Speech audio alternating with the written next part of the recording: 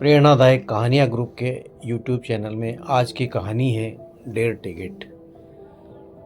महानगर का आखिरी बस स्टॉप है। शाम ढल रही है। बस जैसे ही रुकी दरवाज़ा खुला।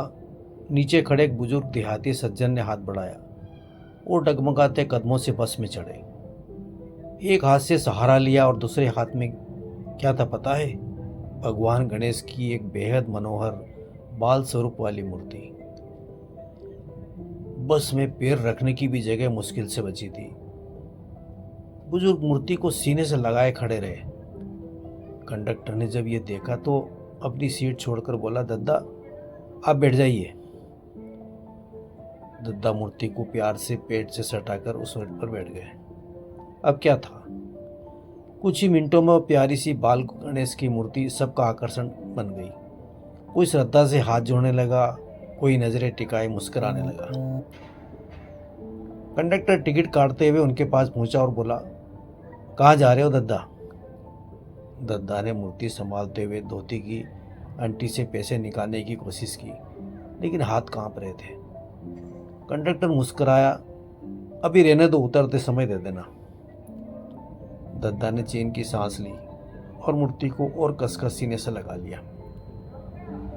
थोड़ी देर बाद कंडक्टर ने अनायास पूछ ही लिया, दद्दा आपके गांव में भी तो गणेश की मूर्ति मिलती होगी, फिर इतनी उम्र में शहर से क्यों ले जा रहे हो? दद्दा मुस्कुराए और धीरे धीरे उनकी आवाज़ में भाव घुलने लगा।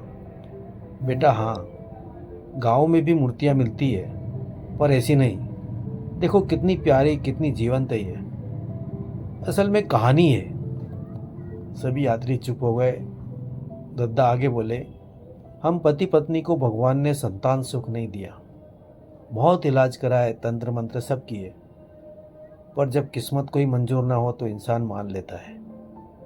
15 साल पहले जब हम दोनों इस शहर में आए थे, गणेश उत्सव नज़दीक था। मेरी पत्नी ने ऐसी एक मूर्ति देखी और एकदम ममता उमड़ पड़ी। उसे सीने से चिपटा लिया और बोली, मेरा बच्चा। उसके आंसू रुक नहीं रहे थे। मूर्तिकार भी भावुक हो गया। मैंने उसी दिन उससे वादा लिया कि हर साल वह हमें इसी सांचे की मूर्ति देगा, और तब से ये सिलसिला चल रहा है। 2 साल पहले तक वह भी मेरे साथ आती थी, पर अब घुटनों का दर्द रोक देता है। उम्र भी हो चली है, पर मैं सोचता हूँ भले 10 दिन के लिए ही सही, मैं उसका यह सुख क्यों छीनूं। इसलिए हर साल अपने बाल गणेश को ले ही जाता हूँ। अब तो पूरी बस जैसे मंत्रमुग्ध हो गई। पीछे से एक महिला ने पूछा, दद्दा फिर विसर्जन नहीं करते क्या? दद्दा मुस्कुराए, आंखें थोड़ी भींग गई, करते ना बेटा।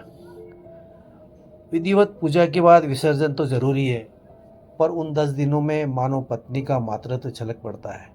रंगोली बनाती है, दरवाजे पर तोरण सजाती है, और जब मैं मूर्ति लेकर पहुंचता हूं तो सबसे पहले राई मिर्च से नज़र उतारती है। उसने हमारे बाल गणेश के लिए छोटे छोटे कपड़े भी सिल कर रखे हैं, बर्तन भी अलग, और मैं जब तक जिंदा हूँ उसे सुख जरूर दूंगा। दद्दा की आवाज़ भर्रा गई। बस में बैठे कितने ही लोगों की आंखें नम हो गई। इसी बीच बस गांव के स्टॉप पर आ पहुंची। दद्दा उठे, मूर्ति थामी। किसी यात्री ने कहा, दद्दा दीजिए, मैं पकड़ लेता हूँ। धीरे से मूर्ति उसके हाथों में देकर दद्दा ने धोती की अंटी से पैसे निकाले और कंडक्टर को दिए। लो बेटा, 1.5 टिकट काटना। कंडक्टर चौंका, अरे दद्दा आप तो अकेले आए हो, फिर 1.5 टिकट क्यों? दद्दा मुस्कुराए और जो जवाब दिया ना, वो पूरे डिब्बे की आत्मा को छू गया। अकेला कहाँ हूँ बेटा, आधा टिकट तो मेरे बाल गणेश का भी है, हम दोनों आए हैं ना।